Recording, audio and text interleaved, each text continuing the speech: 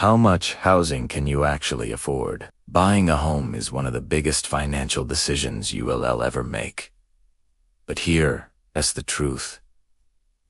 Most people ignore. Just because the bank says you can afford a certain amount doesn't mean you actually can. Today, we're going to break down how much housing you can really afford. And by the end of this video, you will all know exactly how to find a home that fits your budget without crushing your financial freedom. And before we dive in, make sure to like this video, subscribe to the channel, and share it with someone who is thinking about buying a home soon, because this could save them from years of financial stress. The first thing you need to understand is the difference between what you can qualify for and what you can afford. Banks use formulas that often allow you to borrow way more than what's financially comfortable. They look at your income, credit score, and debt.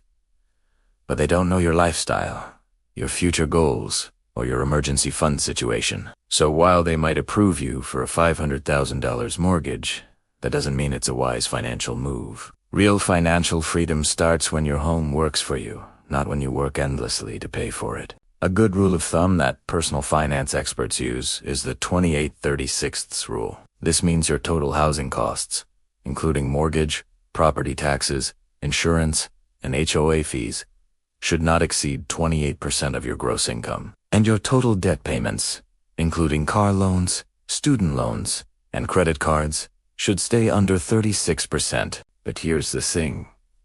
Just because 28% is a guideline doesn't mean you have to max out that number. If you want more breathing room in your budget, aim for closer to 20 to 25% instead. That extra cushion can be the difference between living comfortably and feeling constantly stretched. Let's make this real with an example. Let's say you make $80,000 a year before taxes.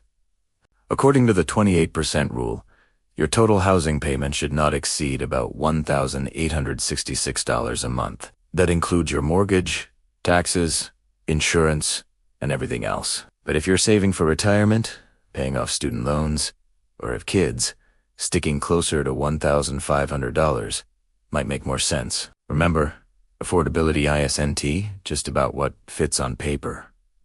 It's about what lets you still live your life. Another thing people forget to include are the hidden costs of homeownership. When you buy a home, your expenses don't stop at your mortgage payment. You'll have maintenance, repairs, utilities, landscaping, and sometimes HOA fees. A good rule is to set aside 1% of your home's value each year for maintenance. So if your house costs $300,000, expect to spend about $3,000 a year keeping it in shape. Ignoring these costs is one of the biggest mistakes first-time buyers make, and it's why so many people feel house poor. Speaking of being house poor, that's when most of your income goes toward your home, leaving little left for savings, travel, or fun. You might look rich from the outside, but inside, you're stressed. You're constantly worried about the next bill, the next repair, or the next paycheck. That's not financial freedom. That's financial slavery. The goal isn't to buy the biggest house the bank will let you it's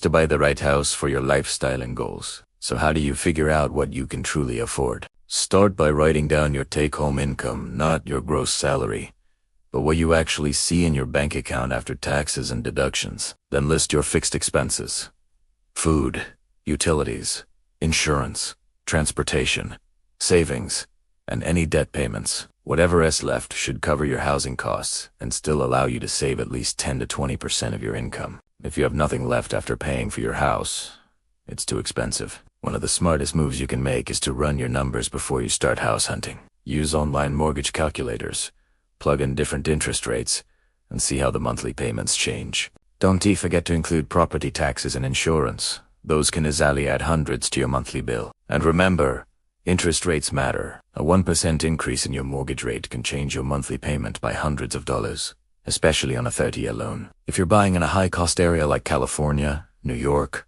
or Washington, you may need to adjust your expectations. That might mean starting with a smaller home, buying a condo, or even renting a little longer while you save for a larger down payment. There's no shame in renting if it gives you the flexibility to grow your wealth elsewhere. In fact, many financially savvy people choose to rent and invest the difference. Because what matters most is growing your net worth, not owning property for the sake of it. And here, it's something you want to hear from real estate agents. Sometimes the best financial move is to wait. If buying a home would wipe out your emergency fund, leave you with no savings, or force you into high-interest debt, it's okay to hold off. Homeownership should be a step forward, not a financial setback. The best time to buy a house is when you're ready, emotionally, financially, and mentally. Remember, owning a home can be an incredible tool for building wealth, but only if it fits within your financial plan. You don't win by having the biggest mortgage. You win by having freedom. The freedom to travel, invest, save, and live comfortably without stress. If you learned something valuable from this video, take a second to like it, share it with someone who's thinking about buying a home, and subscribe for more videos that will help you master your money, grow your wealth, and achieve true financial independence. Because when it comes to your finances, the goal isn't to look rich, it is to live free.